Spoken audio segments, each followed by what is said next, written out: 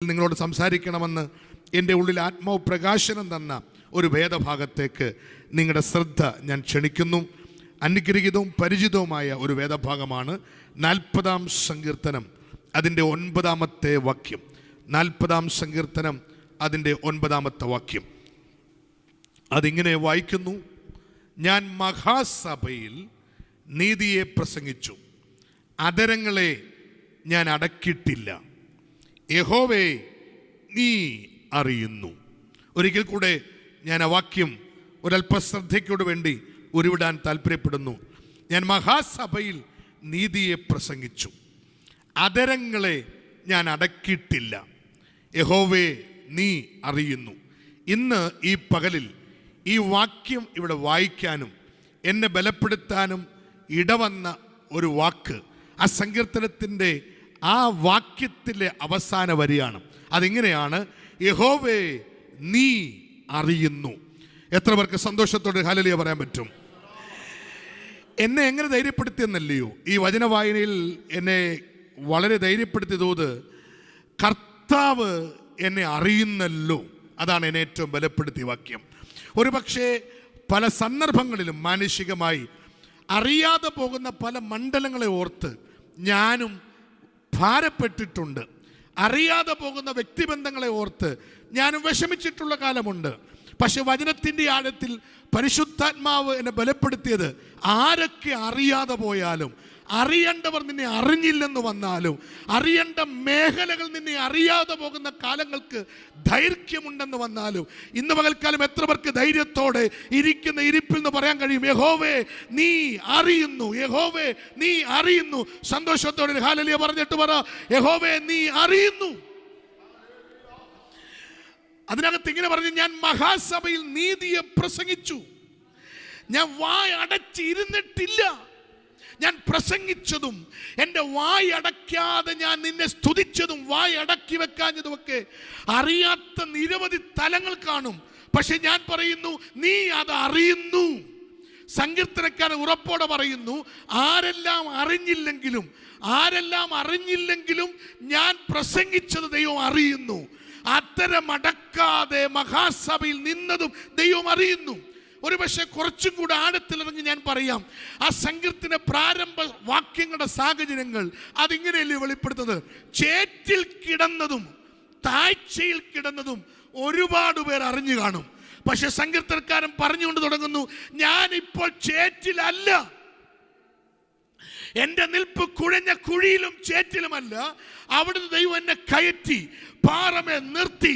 ഇപ്പോൾ എൻ്റെ വായിൽ പാട്ടുണ്ട്. അതിന് കാരണം ഞാൻ കിടന്ന് ഞാൻ യഹോവയോട് നിലവിളിച്ചു. ഇന്ന് പകൽക്കാലം ആത്മാവിലൊരു ദൂത് പറയട്ടെ: നിലവിളിക്കുന്ന, പ്രാർത്ഥിക്കുന്ന, ഉപവസിക്കുന്ന, കണ്ണുനീരൊഴുക്കുന്ന ദൈവമക്കൾക്ക് ആശ്വസിക്കാൻ പറ്റുന്ന ഏറ്റവും ശക്തമായ ദൂത് ഈ പകൽ എനിക്ക് വിളിച്ചു പറയാൻ ധൈര്യമുണ്ട്. യഹോവേ, നീ അറിയുന്നു. കർത്താവ് നമ്മെ അറിയുന്നു. കരവും ശബ്ദം ഉയർത്തി എത്ര പേർക്ക് ദൈവത്തിന് മഹത്വം കൊടുക്കാൻ കഴിയും? നിങ്ങൾ നോക്കിക്കേ, എനിക്ക് ഏറ്റവും ബലപ്പെടുത്തിയ മറ്റൊരു ഭാഗം, ഈ ആഴ്ചവട്ടത്തിന്റെ 1-ാം നാളിൽ ഒരുക്കിയ സുഗന്ധവർഗവുമായി തമസുഷസിനായി വഴിമാറുന്നതിന് മുമ്പേ, ഇരുട്ടിന്റെ മൂടുപടലങ്ങൾ അന്തരീക്ഷ മണ്ഡലങ്ങളിൽ നിന്ന് മാറുന്നതിന് മുമ്പേ ആ സഹോദരിമാർ കല്ലറയിലേക്ക് നടന്നുപോയ വസ്തുത എത്ര തവണ നമ്മൾ വായിച്ചിട്ടുണ്ട്, എത്ര തവണ ധ്യാനവിധേയമാക്കിയിട്ടുണ്ട്. ആ ഭാഗത്ത് നിങ്ങൾ ചിന്തിച്ചിട്ടുണ്ടോ? പല സുവിശേഷകന്മാരും എഴുതിയിരിക്കുന്നതിനാൽ ചിലയിടത്ത് അവർ വാങ്ങിക്കൊണ്ടു വന്ന സുഗന്ധവർഗങ്ങൾ മറ്റിടത്ത് ഒരുക്കി എന്ന് പറയുന്നു. യേശുവിൻ്റെ ഭൗതിക ശരീരം കല്ലറയിൽ അടക്കം ചെയ്ത അനന്തരം പിന്നീടുള്ള മണിക്കൂർ, ദിനരാത്രങ്ങൾ ആ സഹോദരിമാർക്ക് ആഴ്ചവട്ടത്തിൻ്റെ 1-ാം നാൾ പകൽക്കാലം പ്രഭാതത്തിൽ ക്രിസ്തുവിൻ്റെ ശരീരത്തിൽ സുഗന്ധം പൂശണമെന്ന് തീരുമാനിച്ച് ഉറപ്പിക്കുകയും അതിനുവേണ്ടി കഴിഞ്ഞ ദിവസങ്ങൾ ദിനരാത്രങ്ങൾ അതിനുവേണ്ടി ചിലവഴിച്ചു. സുഗന്ധവർഗങ്ങൾ ഇടിച്ചെടുത്ത് കൂട്ടുചേർത്ത് ഒരുക്കിയെടുത്തു. അത് പത്രോസ് അറിഞ്ഞില്ല, അത് യാക്കോബ് അറിഞ്ഞില്ല. എത്ര ദിവസം കഴിഞ്ഞ മണിക്കൂറുകൾ ഇതിനുവേണ്ടി അവർ ചിലവിട്ടുവെന്ന് അവരെ കൂട്ടത്തിലുള്ള 1000 പേർ അറിഞ്ഞിരിക്കില്ല, നിരവധി പേർ അറിഞ്ഞിരിക്കില്ല. അവർ ഇരുട്ടുള്ളപ്പോൾ തന്നെ രാവിലെ ഉണർന്നെഴുന്നേറ്റത് ആരും അറിഞ്ഞില്ല. അവർ ഇരുട്ടുള്ളപ്പോൾ തന്നെ വീട് വിട്ടിറങ്ങിയത് ആരും അറിഞ്ഞില്ല. ഇരുട്ടുള്ളപ്പോൾ തന്നെ ആരും പോകാൻ ആഗ്രഹിക്കാത്ത കല്ലറയിലേക്ക് നടന്നെടുത്തത് ആരും അറിഞ്ഞില്ല. ഇന്നലെ പിന്നിട്ട അധ്വാനങ്ങൾ ആരും അറിഞ്ഞില്ല. ഇന്നലെ നടത്തിയ ഒരുക്കങ്ങൾ ആരും അറിഞ്ഞില്ല. ഇരുട്ടുള്ളപ്പോൾ ഉണർന്നെഴുന്നേറ്റത് ആരും അറിഞ്ഞില്ല. അധികാലത്ത് എഴുന്നേറ്റത് ആരും അറിഞ്ഞില്ല. വീട് വിട്ട് നടന്ന് നാഴികകൾ നടന്നത് കാൽനട നടന്നത് ആരും അറിഞ്ഞില്ല. കല്ലറയിലേക്ക് ആരും വരാത്ത സാഹചര്യത്തിലേക്ക് നടന്നെടുത്തതും ആരും അറിഞ്ഞില്ല. പക്ഷെ ആ സംഭവത്തിന്റെ ക്ലൈമാക്സിൽ ആത്മാവ് എന്തിനായിരിക്കും വസ്തുത വ്യക്തമാക്കി വെച്ചിരിക്കുന്നത്? ആരും അറിഞ്ഞില്ലെങ്കിലും ആരും അറിയാത്ത ദിനരാത്രങ്ങൾ കർത്താവിന് വേണ്ടി ചിലവിട്ടവർക്ക് വേണ്ടി ആ തോട്ടത്തിന്റെ നടുവിൽ ആത്മനാഥൻ ആ പ്രഭാതത്തിൽ ഇറങ്ങി വന്നെങ്കിൽ എത്ര പേർക്ക് ധൈര്യത്തോട് പറയാം, ഇന്നലകളിൽ നിന്നെ ആരും അറിയുന്നില്ലെങ്കിൽ, ഇന്നലെ നീ ഉറക്കമിളച്ചതും കണ്ണീരൊഴുക്കിയതും നിലവിളിച്ചതും ഉപവസിച്ചതും പ്രാർത്ഥിച്ചതും ചിലവിട്ടതും ആരും അറിഞ്ഞില്ലെങ്കിലും ധൈര്യത്തോടെ ദൂത് മുറുകെ പിടിച്ചോ. നിനക്ക് വേണ്ടി കർത്താവ് വെളിപ്പെടുന്ന ഒരു പ്രഭാതമുണ്ട്. എത്ര പേർക്ക് ദൂതേറ്റെടുത്തുകൊണ്ട് ആമേൻ പറയാൻ കഴിയൂ? എത്ര പേർക്ക് ദൂതേറ്റെടുത്തുകൊണ്ട് ബലപ്പെടാൻ കഴിയൂ? ഇന്നലകളിൽ എന്നെ അറിയുന്നില്ല, എൻ്റെ പ്രാർത്ഥനകൾ, എൻ്റെ ഉപവാസങ്ങൾ, എൻ്റെ ഈ പിന്നിട്ട അധ്വാനങ്ങൾ ആരും അറിയുന്നില്ല എന്ന് ഇന്ന് പകൽക്കാലം നീറുന്ന വേദന ഉണ്ടെങ്കിൽ മുറുകെ പിടിച്ചോ. നിനക്ക് മുമ്പിൽ അവൻ വെളിപ്പെടുന്ന ഒരു പ്രഭാതമുണ്ട്. വചനവിചാരങ്ങൾ കുറച്ചും കൂടെ ആഴത്തിലാക്കിയാൽ ഞാൻ അവിടെ ശ്രദ്ധിച്ചൊരു ഭാഗം, ഇവർ പോയി കല്ലറയ്ക്ക് നോക്കി, യേശുവിന് ശരീരമില്ല. ഈ വാർത്ത ഇവർ പോയി പറഞ്ഞിട്ട് പത്രോസും യോഹന്നാനും കല്ലറയിലേക്ക് വരുന്നുണ്ട്. ഇവർ യേശു കല്ലറയിൽ ഇല്ല, കാണുന്നില്ല, ശരീരം കാണുന്നില്ല എന്ന വാർത്ത പറഞ്ഞിട്ട് അത് കേട്ടിട്ട് ഓടി വരുന്ന രണ്ട് ശിഷ്യന്മാരെ കാണാം. നിങ്ങൾ നോക്കിക്കോ, അവർ വന്നു, കല്ലറയിലേക്ക് പ്രവേശിച്ചു, ശീലകൾ ചുരുട്ടി വെച്ചിരിക്കുന്നത് കണ്ടു എന്ന് വായിക്കുന്നുണ്ട്. പക്ഷെ അവർ കർത്താവിനെ കണ്ടില്ല. പക്ഷെ മറിയയുടെ ചരിത്രം എഴുതും അങ്ങനല്ല. യേശു അവൾക്ക് വേണ്ടി തോട്ടത്തിൽ വെളിപ്പെട്ടു. പത്രോസും യോഹന്നാനും വന്നത് ഒരു സുവിശേഷകന്റെ ആത്മവീര്യത്തോടെ പറയും, മറിയ പറഞ്ഞത് കേട്ടു വന്നു. എന്താണ് മറിയ പറഞ്ഞത്? യേശു ഇല്ല. എന്താണ് മറിയ പറഞ്ഞത്? കല്ലറയിൽ ആളില്ല. എന്താണ് മറിയ പറഞ്ഞത്? കല്ലറയിൽ യേശുവിനെ കാണാനില്ല. അന്നേരം എന്തിനാണ് പത്രോസ് യോഹന്നാനും വന്ന് യേശു ഉണ്ടോ ഇല്ലയോ? മറിയ പറഞ്ഞ കല്ലറയിൽ യേശു ഇല്ലെന്ന് കേട്ടത് അത് അങ്ങനെ തന്നെയാണെന്ന് അറിയാൻ വന്നു. യേശു ഇല്ലാത്ത കല്ലറ കാണാൻ വന്നു. യേശു ഇല്ലാത്ത കല്ലറ കാണാൻ വന്നവർ യേശുവില്ലാത്ത കല്ലറ കണ്ടു. യേശുവില്ലാത്ത കല്ലറ കണ്ട് മടങ്ങിപ്പോയപ്പോൾ യേശുവിനെ കാണാൻ വന്നവൾ, യേശുവിന്റെ ശരീരം കാണാൻ വന്നവൾ ആ പ്രഭാതത്തിൽ യേശുവിന്റെ ശരീരം കണ്ടിട്ട് മടങ്ങിയതെന്ന് പറഞ്ഞാൽ എത്ര പേർക്ക് ആത്മാവിൽ ദൂതേറ്റെടുത്ത് പറയാൻ കഴിയും? ഇന്നലകളിൽ നമ്മെ അറിയാത്ത 1000 പേരുണ്ടാകാം. നിന്റെ പ്രാർത്ഥന, നിന്റെ പ്രസംഗം, നിന്റെ ശുശ്രൂഷയുടെ ആത്മാർത്ഥത, നീ പുലർത്തുന്ന ദൈവവിഷയത്തിലെ ഏറ്റവും വലിയ ആത്മാർത്ഥത ചോദ്യം ചെയ്യപ്പെടുന്ന മേഖലയുണ്ടെങ്കിൽ ഇന്ന് പകൽക്കാലം പരിശുദ്ധാത്മാവിൽ ഞാൻ വിളിച്ചു പറയുന്നു, നിനക്ക് വേണ്ടി ഒരു പ്രഭാതമുണ്ട്, നിനക്ക് വേണ്ടി ഒരു ദിവസമുണ്ട്. 2025 എൻ്റെ സീസണാണ് എത്ര പേർക്ക് പറയാൻ പറ്റൂ? 2025 എൻ്റെ വർഷമാണെന്ന് എത്ര പേർക്ക് പറയാൻ പറ്റൂ?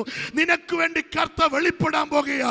കരയുന്ന മാതാവേ, നിന്റെ തലമുറയ്ക്ക് വേണ്ടി അവൻ വെളിപ്പെടാൻ പോകുകയാ. എന്റെ കൂടപ്പിറപ്പ്, അവൻ നിനക്ക് വേണ്ടി വെളിപ്പെടാൻ പോകുകയാ.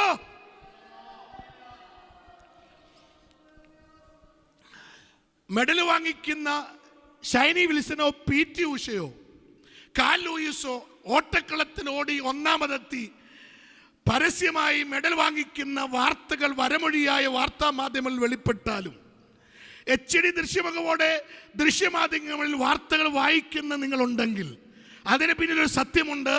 നിങ്ങളും ഞാനും കാണാത്ത എത്രയോ ദിനരാത്രങ്ങളുടെ പ്രഭാതങ്ങൾ, എത്രയോ ഇരുട്ടുകൾ പകലാക്കി, ആരും കാണാനില്ലാത്ത ട്രാക്കിലൂടെ, ആരും കാണാനില്ലാത്ത പെരുവഴികളിലൂടെ, ആരും കാണാനില്ലാത്ത മലവഴികളിലൂടെ എത്രയോ ദിനരാത്രങ്ങൾ അവർ ഓടി പ്രാക്ടീസ് ചെയ്തതിൻ്റെ പരിണിത ഫലമാണ് വേദിയിൽ അവർ ഒന്നാമതെത്തി മൊമെന്റോ വാങ്ങിക്കുന്നതെങ്കിൽ എന്നെ അറിയുന്നില്ല, എന്നെ അറിയേണ്ടവർ എന്നെ അറിയുന്നില്ല, എന്നെ ഗ്രഹിക്കേണ്ടവർ എന്നെ ഗ്രഹിക്കുന്നില്ല, എൻ്റെ ശുശ്രൂഷയുടെ ആത്മാർത്ഥത ഇവർ തിരിച്ചറിയുന്നില്ല എന്ന് നെടുവീർപ്പെടുന്ന ആരെങ്കിലും എൻ്റെ ശബ്ദപരിധിയിൽ എന്നെ ശ്രവിക്കുന്നെങ്കിൽ ഈ പകൽ ആത്മാവിൽ ബലപ്പെട്ടോ, നിനക്ക് വേണ്ടി ഒരു ദിവസം വെച്ചിട്ടുണ്ട്. എൻ്റെ മനസ്സിൽ ഓർമ്മയിൽ നിൽക്കുന്ന ഒരു സംഭവമുണ്ട്. സഭയുടെ വാർഷികം നടത്താൻ തീരുമാനിച്ചു. അത് അല്പം ആഘോഷപൂർവ്വം നടത്താൻ തീരുമാനിച്ചു. ആഘോഷപൂർവ്വം വാർഷികം നടത്താൻ തീരുമാനിച്ചപ്പോൾ വിവിധ പ്രോഗ്രാമുകൾ സെറ്റ് ചെയ്തു. അതിനകത്തൊരു സ്കിറ്റ് വേണമെന്ന് തീരുമാനിച്ചു. ഒരു നാടകം, ഒരു സ്കിറ്റ് വേണമെന്ന് തീരുമാനിച്ചു. അതിന് ആ സഭയിലെ പ്രാപ്തനായ ഒരു സഹോദരനെ ചുമതലപ്പെടുത്തി കഥാപാത്രങ്ങളെ സെലക്ട് ചെയ്യാൻ വരുന്ന പിന്നിടുന്ന ആഴ്ചകളിൽ പ്രാക്ടീസ് കൊടുക്കാൻ തീരുമാനിച്ചു. അങ്ങനെ അദ്ദേഹം ചുമതല ഏറ്റെടുത്തു. കഥാപാത്രങ്ങളെ കഥയും എഴുതി, കഥാപാത്രങ്ങളെ സെലക്ട് ചെയ്തു. 8-ാം തീയതി വാർഷികത്തിന് മുമ്പുള്ള ഒരു മാസത്തിലെ ഏറ്റവും നല്ല ദിവസങ്ങളിലെ 2 മണിക്കൂർ വെച്ച് പ്രാക്ടീസ് ചെയ്യാൻ തീരുമാനിച്ചു. എല്ലാ കഥാപാത്രങ്ങളിലും അഭിനയിക്കേണ്ടവരെ സമയം കൃത്യമായി അറിയിച്ചു. നിർഭാഗ്യമെന്ന് പറയട്ടെ, പ്രാക്ടീസിൻ്റെ സമയങ്ങളിൽ ആരും കൃത്യസമയത്ത് വന്നില്ല, ആരും കൃത്യമായി പങ്കെടുത്തില്ല, ആരും ആത്മാർത്ഥത പുലർത്തിയില്ല. ഭയങ്കര വിഷമം തോന്നി. പക്ഷേ ഒരു വ്യത്യാസമുണ്ട്. ഒരു യൗവനക്കാരൻ, ഒരു ചെറുപ്പക്കാരൻ കൃത്യമായി എല്ലാ സമയവും, എന്തിനാ 4 മണിക്ക് എത്താൻ പറഞ്ഞിട്ട് അവൻ 3:45 വരുന്നു. അവൻ ആദ്യോടന്തം പങ്കെടുക്കുന്നു. അവൻ കൃത്യമായി പ്രാക്ടീസ് ചെയ്യുന്നു. അങ്ങനെ 8-ാം തീയതി അടുക്കാൻ തുടങ്ങി. പ്രാക്ടീസിൻ്റെ പരിധിയുടെ ദിവസങ്ങൾ കഴിഞ്ഞു. ആ മനുഷ്യൻ, ഉത്തരവാദിത്തം ഏറ്റെടുത്തവൻ, ഈ മുടങ്ങാതെ വന്ന ആത്മാർത്ഥതയുടെ നിറകുടമായ ചെറുപ്പക്കാരൻ്റെ തോളെ കൈയിട്ടിട്ട് പറഞ്ഞു, വാത്സല്യ സഹോദര, നീയാണ് എൻ്റെ ബലം. നീ വന്നതാണ് ഈ പ്രോഗ്രാം ഇങ്ങനെ നടക്കാൻ കാരണം. നീ വന്നതാണ് പ്രാക്ടീസ് ഭംഗിയാകാൻ കാരണം. നീ ഒരു ദിവസം പോലും മുടങ്ങിയിട്ടില്ല. നീ ഒരു ദിവസം പോലും താമസിച്ചു വന്നിട്ടില്ല. നിന്റെ കഥാപാത്രം നീ ഭംഗിയായി ചെയ്യുന്നു. അപ്പോൾ ആ സഹോദരൻ പറഞ്ഞു, അതെ, ഞാൻ 2-3 ദിവസമായി ഒരു കാര്യം പറയണമെന്ന് വെക്കുന്നു. അത് പറയാനാണ് ഞാൻ ഇത്ര നേരം ഇവിടെ നിന്നത്. നീ പറഞ്ഞാട്ട്, നീ എന്ത് പറഞ്ഞാലും കേൾക്കാം. എന്നെ കേൾക്കുന്നവർ ശ്രദ്ധിക്കണം. അദ്ദേഹം പറഞ്ഞ മറുപടി ഇങ്ങനെയാണ്: 8-ാം തീയതിയാണല്ലോ നമ്മുടെ പ്രാക്ടീസ്, 8-ാം തീയതിയാണല്ലോ നമ്മുടെ പ്രോഗ്രാം, നമ്മുടെ വാർഷികം നടക്കുന്നത്. അന്നേ ദിവസം എൻ്റെ വിവാഹമാണ്. അന്ന് എനിക്ക് വരാൻ കഴിയില്ല. വാർഷികത്തിൻ്റെ അന്ന്, നാടകം തട്ടേക്കീർന്ന അന്ന് എനിക്ക് വരാൻ പറ്റാത്തത് കൊണ്ടാണ് ഞാൻ പ്രാക്ടീസിന് ഒരു ദിവസം പോലും മുടങ്ങാഞ്ഞതെന്ന്. പ്രാക്ടീസ് ഭംഗിയാകാം, റിഹേഴ്സൽ ഗംഭീരമാകാം, റിഹേഴ്സൽ ഗംഭീര രീതിയിൽ പങ്കെടുക്കാം, റിഹേഴ്സലിന് നമ്മുടെ സാന്നിധ്യം ഉണ്ടാകാം. ഒരു ചോദ്യം ബാക്കിയില്ലേ? തട്ടേക്കീർന്ന അന്നേ ദിവസം ഉണ്ടാകുമോ? നമ്മുടെ പാട്ടും പ്രാർത്ഥനയും ഉപവാസവും ആഘോഷങ്ങളും എല്ലാ പരിപാടികളും തകൃതിയായി നടക്കുമ്പോഴും ഒരു ചോദ്യം അന്തർഭാഗത്തുയർന്നു വരട്ടെ.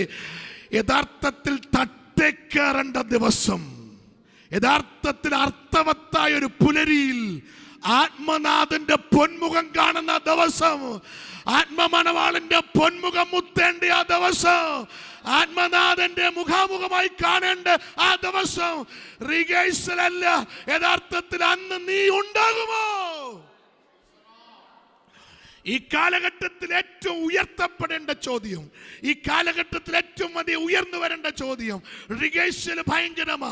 ഉപവാസ പ്രാർത്ഥന സഭായോഗമുണ്ട്, കാത്തിരിപ്പ് യോഗമുണ്ട്, മുറ്റം കൺവെൻഷനുണ്ട്, പരസ്യയോഗങ്ങളുണ്ട്, കൺവെൻഷനുകളുണ്ട്. കാര്യങ്ങളെല്ലാം തകൃതിയായി നടക്കുമ്പോഴും ഒരു കാര്യം ഭയത്തോടെ അകത്ത് സൂക്ഷിക്കേണ്ടതില്ലയോ? അന്നേ ദിവസം അരുമനാഥന്റെ പൊന്മുഖം കാണുന്ന ദിവസം, ഓ ഹല്ലേലൂയ!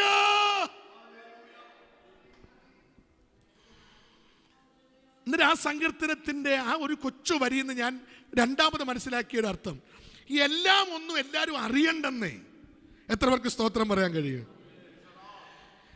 എല്ലാ ദിവസവും ഓടിയത് എല്ലാവരും അറിയണ്ട, എല്ലാ ദിവസവും പ്രാക്ടീസ് ചെയ്ത് എല്ലാവരും അറിയണ്ട, എല്ലാ ദിവസവും ഉറക്കമുള്ള എല്ലാവരും അറിയണ്ട. പക്ഷെ ഒരു ദിവസം ദൈവം നിനക്കായിട്ട് വെച്ചിട്ടുണ്ട്. എത്ര പേർക്ക് പറയാൻ പറ്റും? നമ്മുടെ പ്രശ്നം, നമ്മൾ ചെയ്യുന്നത് എല്ലാവരും അറിയണം.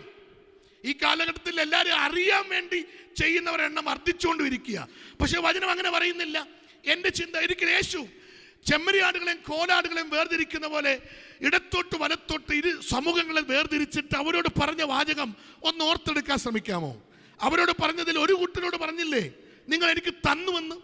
ഒരു കൂട്ടരോട് പറഞ്ഞു നിങ്ങൾ എനിക്ക് തന്നില്ല. ഒരു കൂട്ടരോട് പറഞ്ഞു നിങ്ങൾ എനിക്ക് കുടിപ്പാൻ തന്നു. ഒരു കൂട്ടരോട് പറഞ്ഞു നിങ്ങൾ കുടിപ്പാൻ തന്നില്ല.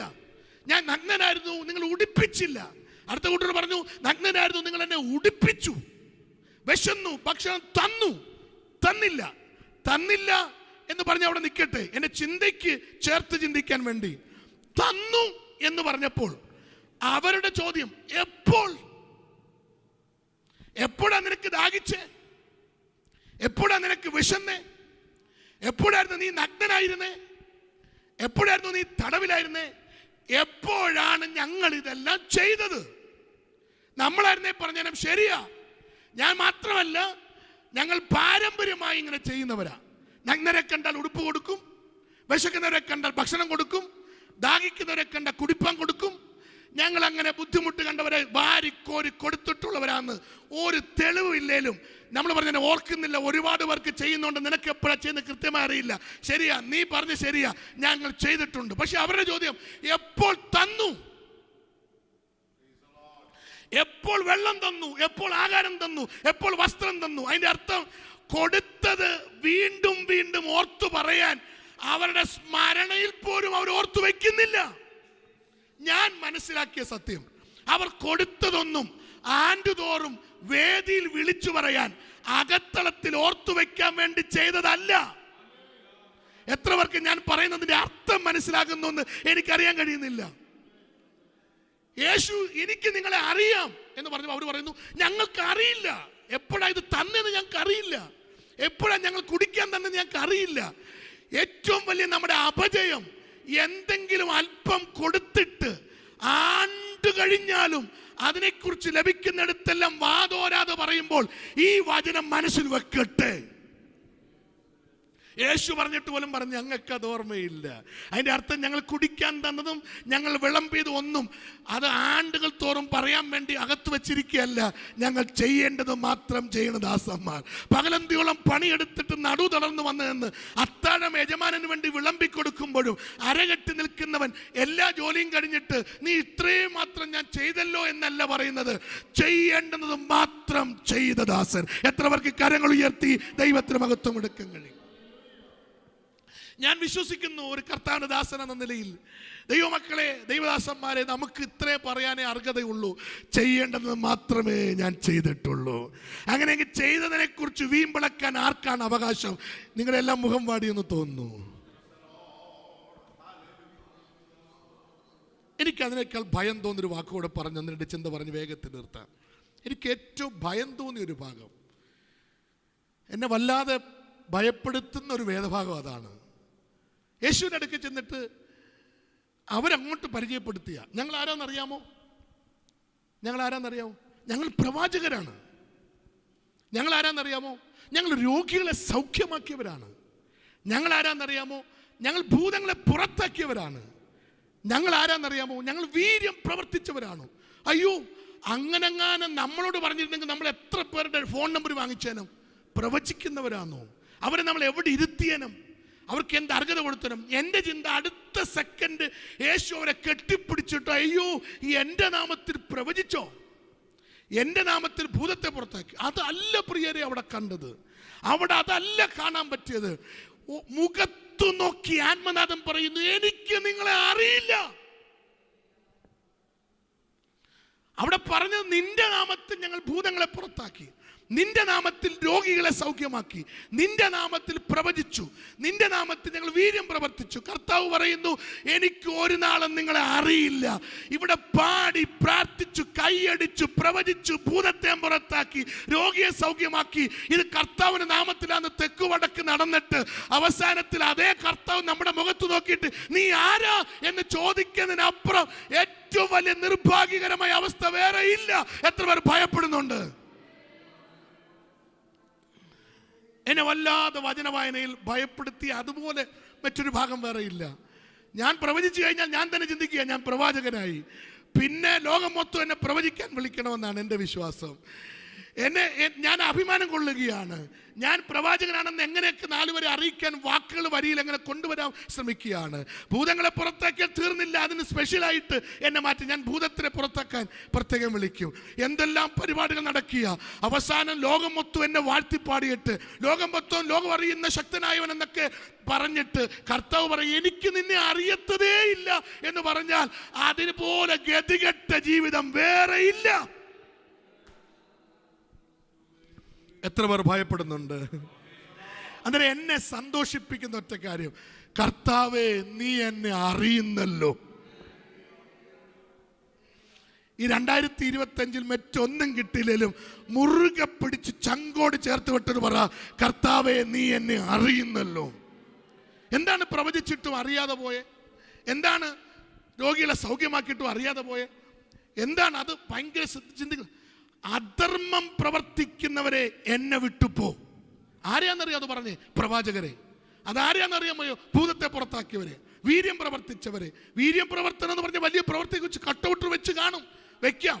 പക്ഷെ കർത്താവ് പറഞ്ഞു, ശുശ്രൂഷയിലും നാവിൽ എൻ്റെ നാമമായിരുന്നു, പക്ഷേ നിങ്ങളുടെ പ്രവൃത്തി എനിക്ക് അനുയോജ്യമല്ല. എത്ര പേർ ഭയപ്പെടുന്നുണ്ട്? നിങ്ങളുടെ പ്രവൃത്തി എനിക്ക് അനുയോജ്യമല്ല, അതുകൊണ്ട് എന്നെ വിട്ടുപോകും. ഞാൻ ചെയ്യുന്ന ശുശ്രൂഷയേക്കാൾ, എന്നെ ലോകം വാഴ്ത്തിപ്പാടുന്നതിനേക്കാൾ കർത്താവ് എന്നെ അറിയുന്നത് എപ്പോഴാണെന്നറിയാമോ? എൻ്റെ പ്രവൃത്തി കൊണ്ടാണെന്ന് പറഞ്ഞാൽ എത്ര പേർക്ക് സ്തോത്രം ചെയ്യാൻ കഴിയും? എൻ്റെ ചിന്ത വേഗത്തെ ഞാൻ അവസാനിപ്പിക്കട്ടെ. എന്നെ കർത്താവ് അറിയണം. എന്നെ കർത്താവ് അറിയണമെങ്കിൽ എനിക്ക് മനസ്സിലായി. ഒരിക്കൽ ഈ ഉൽപ്പത്തി പുസ്തകത്തിൽ ഇങ്ങനെ വായിക്കുന്നത്, ഞങ്ങൾ ആദാമിനെ അവനെ വിളിച്ചപ്പോൾ നിങ്ങൾ എവിടാ? ഞങ്ങൾ ഇവിടെ ഉണ്ട്, ഏദൻ തോട്ടത്തിൽ തന്നെ ഉണ്ട്. പക്ഷെ എവിടാ? ഇന്നലെ വരെ അത് ചോദിക്കേണ്ടി വന്നില്ല, ഇന്നത് ചോദിക്കേണ്ടി വന്നു. എവിടാന്ന് ചോദിക്കുമ്പോൾ അവർ പറഞ്ഞു, നിന്റെ കാലൊച്ചയുടെ ശബ്ദം കേട്ടിട്ട് ഞങ്ങളിവിടെ ഒളിച്ചിരിക്കുക. കണ്ടിട്ടെന്ന് പറഞ്ഞില്ല, പക്ഷെ കാലൊച്ചയുടെ ശബ്ദം കേട്ടപ്പോഴേ കർത്താവാന്ന് തിരിച്ചറിഞ്ഞു. എനിക്ക് മനസ്സിലാക്കുന്നത്, ശബ്ദം കേട്ടാൽ സ്ലാങ് കണ്ട് തിരിച്ചറിയാം. കേരളത്തിൽ തന്നെ ഓരോ നാടുകാരെയും അവരുടെ സംസാരം കൊണ്ട് നമുക്ക് തിരിച്ചറിയാം. അതിനൊറ്റ ഉദാഹരണമാണ്, എല്ലാവരും പത്രോസിനെ കുറ്റം പറയും, അവൻ അകലം വിട്ട് അനുഗമിച്ചു, അകലം വിട്ട് അനുഗമിച്ചു. എൻ്റെ എന്താ പറഞ്ഞാൽ, അവനെങ്കിലും ഉണ്ടായിരുന്നല്ലോ അകലം വിട്ടെങ്കിലും അനുഗമിക്കാൻ. ബാക്കിയുള്ളതൊക്കെ എവിടാന്ന് പോലും ഒരു പിടുത്തമില്ല. അന്നേരം അകലം വിട്ട് കർത്താവിന് എന്ത് ഭവിക്കുമെന്ന് പിൻചെന്ന് ചെന്ന് ചെന്ന് ചെന്ന് തണുപ്പ് കാലമാകിയാൽ വട്ടത്തിരുന്ന് തീ കായുന്നവരടുക്കലിരുന്നപ്പോൾ ഇവൻ വാ തുറന്ന് സംസാരിച്ചപ്പോൾ ഒരു സഹോദരിക്ക് വരെ പിടികിട്ടി ഇവൻ ഗലീലക്കാരനാണ്. എത്ര പേർക്ക് മനസ്സിലാകുന്നുണ്ട്? നീ ഗലീലക്കാരനാകുന്നു. നമ്മൾ പെന്തക്കോസ്തുകാർ, ഞാൻ മനസ്സിലാക്കിയത്, ഏത് കൂട്ടത്തിൽ നമ്മളെ കൊണ്ടിട്ടാലും വെള്ള ധരിച്ചില്ലെന്ന് വന്നാലും നമ്മളെ ലോകത്തിന് പിടികിട്ടും. നമ്മുടെ വാക്കൊന്ന് തെറ്റിയാൽ ചോദിക്കും, നിങ്ങൾക്ക് അങ്ങനെയൊക്കെ പറയാമോ? നിങ്ങൾക്ക് അവിടേക്ക് പോകാമോ? നിങ്ങൾക്കത് കുടിക്കാമോ? നിങ്ങൾക്കത് തിന്നാമോ? ഉണ്ടോ? അന്നേരം നോക്കിക്കേ, നമ്മളിന്ന് ലോകം പ്രതീക്ഷിക്കുന്നത് മറ്റൊന്നാ. ഇനി ഉൽപ്പത്തി പുസ്തകത്തിൽ തന്നെ പിശാചു വന്നത് തന്നെ എങ്ങനെയാണെന്നറിയാമോ? വർത്തമാനം പറയുന്ന ഒരു സുഹൃത്തായിട്ടാണ് വന്നേ. വേലിയുടെ ഇപ്പുറത്ത് നിന്നാണെങ്കിൽ പോലും അമ്മാമ്മയോട് കാര്യങ്ങൾ ചോദിക്കുകയാണ്. ഇത് കഴിക്കാമോ? ഇത് കഴിക്കാമോ? ഇതെല്ലാം കഴിക്കാമോ? അതൊക്കെ കഴിച്ചോ? തോട്ടത്തിന് നടുവിലെ വൃക്ഷത്തിന് ബലി കഴിക്കാമോ? വർത്തമാനം പറഞ്ഞു വരുമ്പോഴേ മനസ്സിലാക്കാമെങ്കിൽ നമ്മുടെ പ്രവൃത്തിയെ നമുക്ക് സൂക്ഷിക്കാമെന്നാണ് ഞാൻ പറഞ്ഞു വരുന്നത്. നമ്മളോട് അടുത്തു വരുന്നവരുടെ സ്ലാങ് ശ്രദ്ധിച്ചാൽ മതി. എൻ്റെ ചിന്ത, കർത്താവുമായി ദിവസവും കാണുന്ന ഈ ഔവയ്ക്കും എന്തുകൊണ്ട് അടുത്തു വന്നവൻ്റെ സംസാരത്തിൽ അവൻ പറഞ്ഞൊരു വാക്ക് മാത്രം ഞാൻ പറയാം, നിങ്ങളത് കഴിച്ചാൽ ദൈവത്തെ പോലെയാകും. ഉണ്ടോ?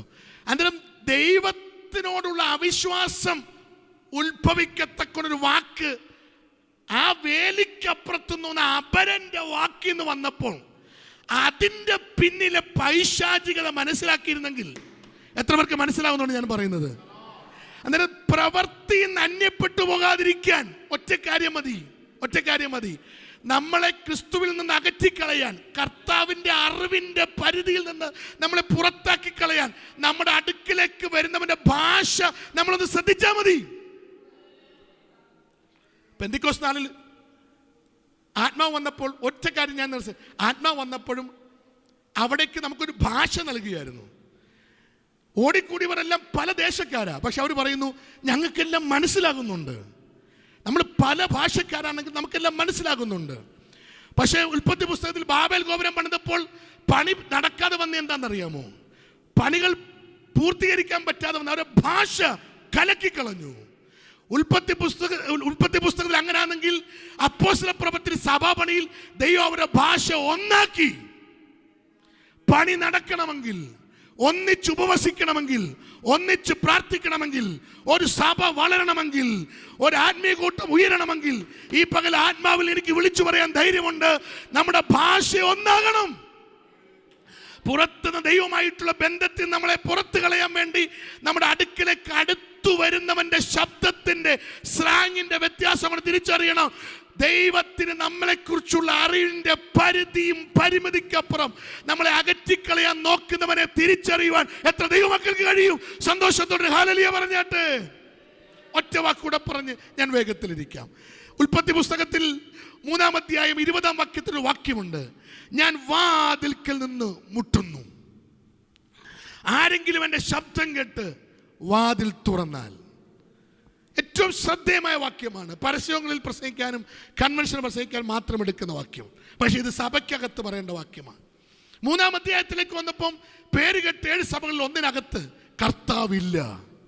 അപ്പോൾ തന്നെ ആ സഭയുടെ നിലപാടോ ആ സഭയുടെ മനോഭാവങ്ങൾ അവിടെ എഴുതിയിട്ടുണ്ട്.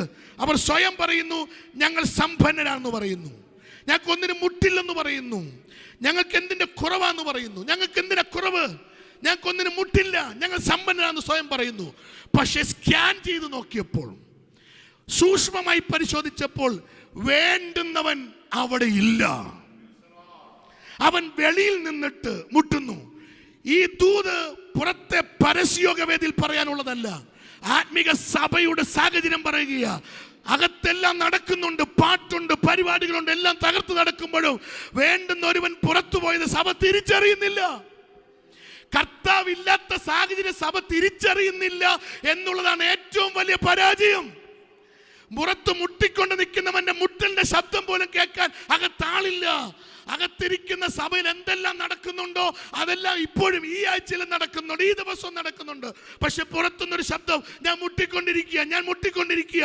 ആരെങ്കിലും എന്റെ ശബ്ദം കേട്ടൊന്ന് വാതിൽ തുറന്നാൽ, ഇന്നലെ എന്നെ പുറത്താക്കി ഞാൻ ഓർക്കത്തില്ല, എന്നെ മാറ്റി നിർത്തി ഞാൻ ഓർക്കത്തില്ല, എന്നെ അപമാനിച്ച് ഞാൻ ഓർക്കത്തില്ല, ഞാൻ അകത്തു വരുമെന്ന് പറയുന്ന ഇതുപോലെ സ്നേഹമുള്ളൊരു ദൈവമുണ്ടോ?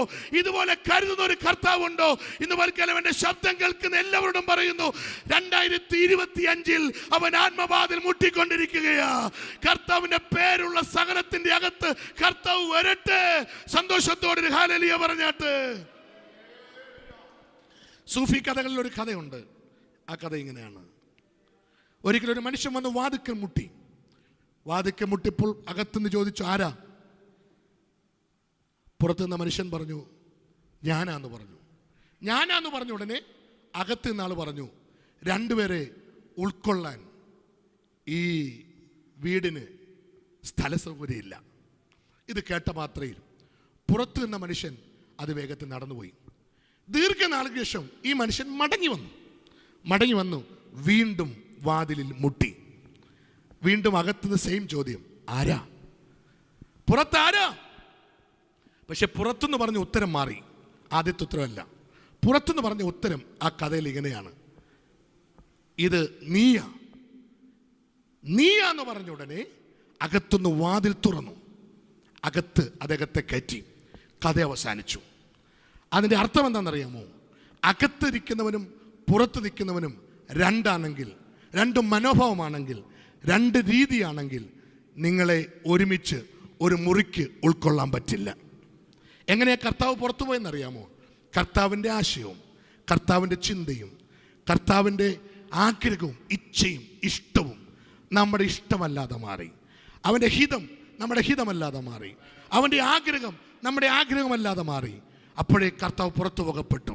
കർത്താവ് അകത്തു വരണമെങ്കിൽ ഞാനും നീയുമെന്നല്ല, കർത്താവേ നിന്നെ പോലെ എന്നെ ആക്കണേ. എത്രയോ പിതാക്കന്മാർ പണ്ട് പാടിയിട്ടുണ്ട്, യേശുവെ പോലെ ആകുവാൻ, യേശുവിൻ വാക്ക് കേൾക്കുവാൻ.